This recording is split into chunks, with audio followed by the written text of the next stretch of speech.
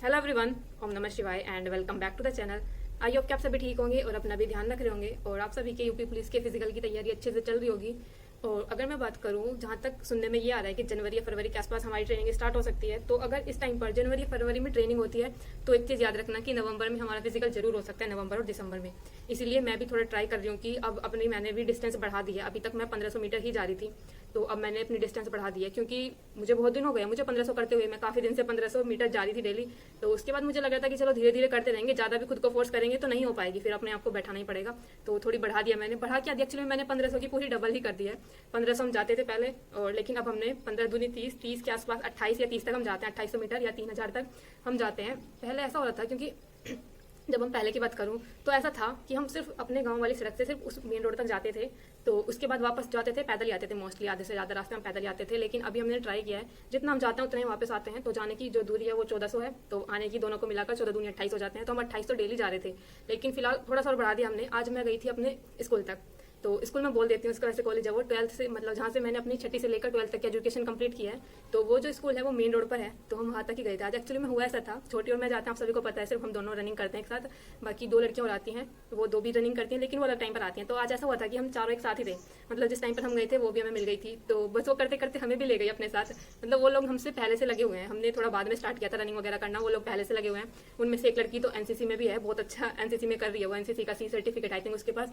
तो उसने बोला, मतलब वो अपने साथ साथ हमें भी ले गई कॉलेज तक। आप देख रहे हो कॉलेज हमारा बहुत दूर है, हमारा स्कूल जो है छठी से लेकर 12वीं तक का बहुत दूर है, वो 3.9 किलोमीटर है।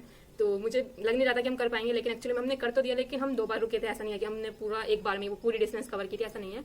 हम ज़्यादा देर के लिए नहीं रुकते, लेकिन बस सिर्फ ऐसा होता है कि 30 से 40 सेकंड के लिए रुकते हैं, और उसमें भी रुककर हम कोई ऐसा सांस नहीं ले रहे होते, थोड़ी सी स्ट्रेचिंग वगैरह करते हैं और दोबारा से रनिंग स्टार्ट कर देते हैं। तो हम इस तरह से, तो हमने की थी आज आई थिंक 3 किलोमीटर के आसपास की थी, 3 किलोमीटर या फिर 2800-2900 के आसपास, मतलब इतना ही था। थोड़ा सा इतना या ज़्यादा होगा क्योंकि एक्चुअली में हम पूरा भी ये दिन देख कर चल रहे हैं कि हम कितने डिस्टेंस जा रहे हैं, कितना टाइम ले रहे हैं। अभी सिर्फ स्लोली हम यही सोच रहे हैं कि जितना ज़्यादा से ज़्यादा हम टाइम, मतलब जितनी ज़्यादा से ज़्यादा हम डिस्टेंस कर सकते हैं उतना ज़्यादा ठीक है। ये स्टैमिना को बनाएगा, और आपकी जो सांस फूलने वाली जो प्रॉब्लम होती है ना, उसी से ठीक होती है जितनी दूर तक आप जितनी लॉन्ग रनिंग करोगे। तो एक चीज़ मैं बताती हूँ आप सभी को, तो मतलब ऐसा एक तो ये मत करना, जैसे कि अभी कुछ बच्चों ने अभी स्टार्ट की होगी रनिंग वगैरह करनी, और वो पहले दिन ही सोच रहे होंगे कि हमें 1500 जाना है या फिर 2000 जाना है। अगर आपने ऐसा किया ना तो भाई फिर उसके बाद आप नेक्स्ट नहीं कर पाओगे।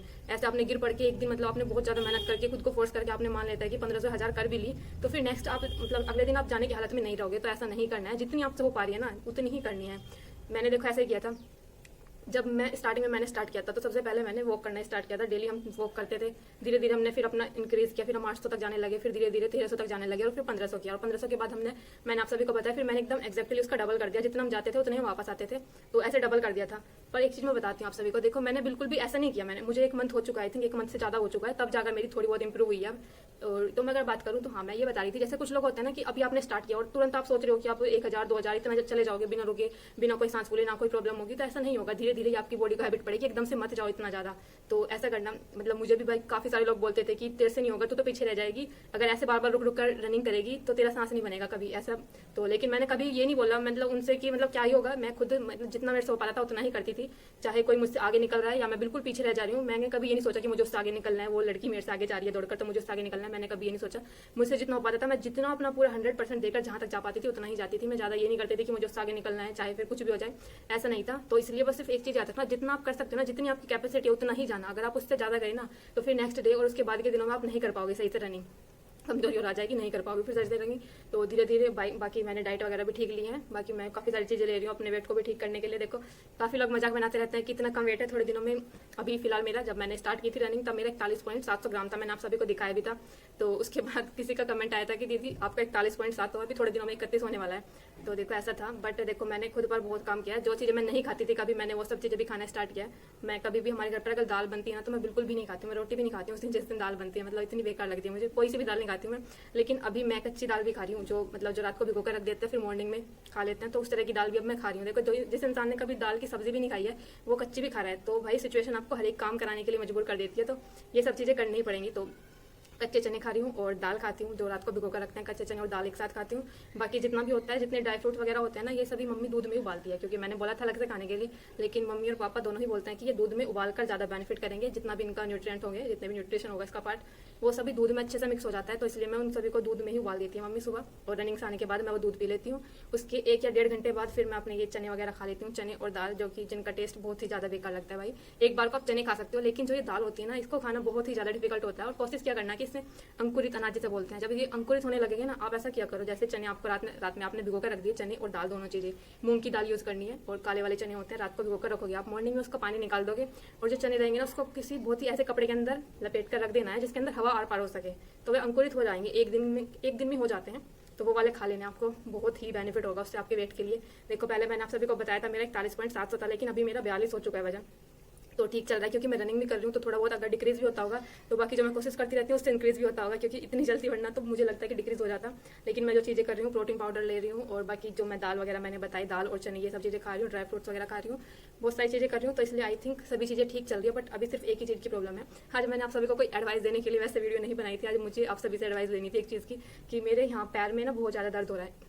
अभी सभी चीज़ें नॉर्मल चल रही थी, मैं अच्छे से कर भी पा रही हूँ रनिंग, और इतना ज़्यादा कुछ मुझे वो भी नहीं लग रहा कि बहुत ही अभी, क्योंकि अब धीरे धीरे अब मेरा सांस भी बनने लगा है, जितनी दूर तक मैं दौड़ना चाहती हूँ दौड़ लेती हूँ। लेकिन अभी फिलहाल मेरे पैर में दर्द हो रहा है, तो मुझे शायद ये शूज़ की वजह से हो रहा है, मैंने आपको लास्ट वाली वीडियो में बताया भी था, तो शायद ये उसी की वजह से हो रहा है भाई। अगर प्लीज़ किसी को पता होना कि कैसे ठीक हो सकता है तो प्लीज़ बताना, क्योंकि यूट्यूब पर जितनी भी वीडियोस थी एंकल पेन ठीक करने के लिए, जितनी भी चीज़ें मैं कर सकती थी, जितने भी मुझे आसपास के लोगों ने बताया, मम्मी पापा ने बताया कि ऐसे तेल लगाए कर, या फिर जो ऑर्थो नाम से करके जो इतने सारे तेल वगैरह आते हैं पैर पे लगाने के लिए, ये सब चीज़ें लगाई। उसके बाद गर्म पट्टी बांध कर भी सोती हूँ, लेकिन कुछ भी किसी भी चीज़ का आराम नहीं लगा है। मुझे समझ नहीं आ रहा कि किस चीज़ का पेन है, क्योंकि और मुझे कुछ कमेंट भी आए थे कि दीदी देखो इतना पेन तो सभी को होता है, ये बर्दाश्त करना होता है। तो देखो, बर्दाश्त करने वाला कोई ऐसा नहीं है, ये बहुत हुआ था स्टार्टिंग में मुझे भी, शिन पेन वगैरह वो सब बर्दाश्त हो जाता है, लेकिन ये वो बर्दाश्त करने वाला नहीं है। ये है एक्चुअली में ऐसा है जैसे कि कुछ मोच आ जाती है ना पैर में, उस टाइम पर एकदम बहुत ही जोर से दर्द होता है, ये उस तरह का पेन है। ऐसा पेन नहीं है जिसे आप बर्दाश्त करके कर लोगे। फिर भी मैं जा रही हूँ, डेली रनिंग के लिए जा रही हूँ, क्योंकि अगर नवंबर में हमारा फिजिकल होगा तो मेरा तैयार नहीं हो पाएगा बिल्कुल भी। और बस यही पूछना था मुझे, तो प्लीज़ मुझे बता देना अगर किसी को सही से पता है कि कैसे ठीक हो सकता है। मैंने बहुत सारी चीज़ें करके देख ली, कुछ भी ठीक नहीं हुआ। देखो, पैर के ना इस वाले हिस्से में दर्द है, कैसे ही दिखाऊं मैं आप सभी को। देखो, ये जो है ना, सिर्फ यहाँ पर है, दोनों पैरों के। मुझे नहीं लगता कि वैसे यहाँ पर सूजन, तो मुझे नहीं लग रहा कि सूजन आई हुई है, लेकिन भाई यहाँ पर सिर्फ इतने हिस्से में जो ये होती है ना, सिर्फ इतने हिस्से में प्लीज़ बता देना कि करना क्या है, इसको ठीक कैसे होगा ये। मैं तो बहुत सारी चीज़ें ट्राई कर चुकी हूँ, लेकिन किसी भी चीज़ से आराम नहीं मिला है। अभी फिलहाल तो मैं ऐसा कर रही हूँ, मैं अपने शूज़ ही चेंज करके देखूंगी, शायद उन्हीं की वजह से हो रहा है। बाकी आप सभी को कुछ पता हो तो प्लीज़ बता देना। और एक चीज़ जो मुझे पूछनी थी, एक और क्वेश्चन था मेरा क्वेश्चन ये था कि मेरी जो 10th की और 12th की जो मार्कशीट है ना, उसके अंदर मेरे नाम से पहले KM लगा हुआ है, यानी कि कुमारी लगा हुआ है। पूरा कुमारी नहीं लिखा हुआ है, सिर्फ KM लिखा हुआ है, KM चंचल। 10th में भी लिखा हुआ है, 12th में भी। उसके बाद ग्रेजुएशन की बात करूँ ना, तो ग्रेजुएशन में है, ग्रेजुएशन में मेरा नाम सिर्फ चंचल है, ना ही तो मेरा सरनेम है कुछ, सिर्फ चंचल नाम है मेरा। BEड के बाद भी मेरा नाम सिर्फ चंचल ही आया है, और आधार कार्ड में भी सिर्फ चंचल है। तो मुझे सिर्फ अब ये पता करना है कि इस चीज़ से कुछ प्रॉब्लम हो सकती है क्या लास्ट में, जब डॉक्यूमेंट वेरिफिकेशन वगैरह होता है, क्योंकि इतना टाइम नहीं होगा फिर ये चेंज कराने का। अगर मुझे अभी पता चल जाएगा कि ये कैसे ठीक होगा या क्या होगा, तो प्लीज़ इस चीज़ के बारे में थोड़ा सा मुझे बता देना कि ये 10th की और 12th की मार्कशीट में मेरा KM चंचल लिखा हुआ है, मतलब नाम से पहले नाम वाले पार्ट में KM चंचल लिखा हुआ है। उसके बाद कहीं पर भी KM चंचल नहीं लिखा हुआ है, सिर्फ चंचल है। जितने भी मैंने एग्जाम्स दिए हैं सभी में चंचल ही है मेरा नाम। तो मुझे ये वाली सिर्फ प्रॉब्लम के बारे में बता देना कि ठीक कैसे होगी, या फिर यह चल जाएगी ये।